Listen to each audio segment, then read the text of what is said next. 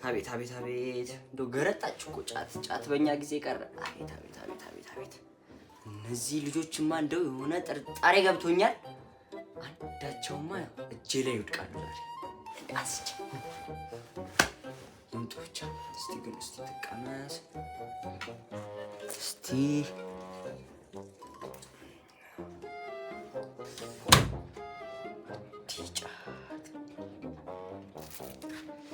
እንዴ አባዬ ምን ቸረክ ነው ደግሞ? ምን ይዘህ ነው? ምንድን ነው ያዝከው? ምንድን ነው ደግሞ እሱ? ወይ ጉድ! አቤት አቤት አቤት አቤት! ምን አባ እንደማያውቅ ትሆናለህ።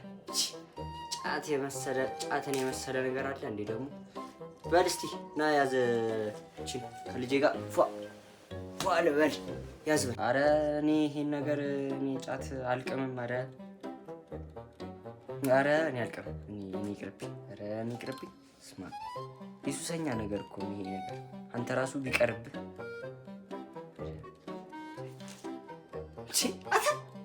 ጫትን ነው የወረወርከው?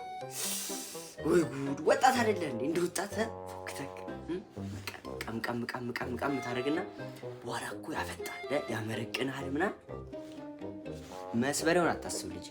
1-2 አረቄ ባለፈው እኮ ታረቂያለሽ። ለምደሽ የላረቂዋል። እቺንስ እንዴት አለምጂ? በይ ያዥ። አታ ደግሞ ያው እንደምሄድ ሄዶ ነው ያ ቦቦ የት ሄዶ ነው? የት አላየኸውም ነው? የት ሄዶ ነው?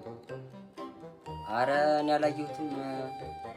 የት እንደሄደ እኔ አላየሁትም።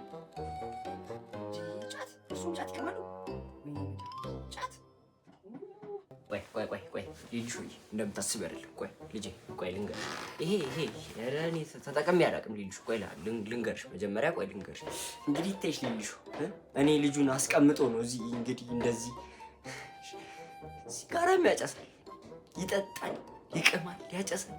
በቃ ሰው አባቱ እንትን ማለት እና ልጅ እኔ ከዚህ ኑሮ በምን እንደሚገላገል ነው ግራ ይገባኝ። ባይሆን እናንተ ቤት የሆነች ነገር እንደ ሰራተኛ እንደ ዘበኛ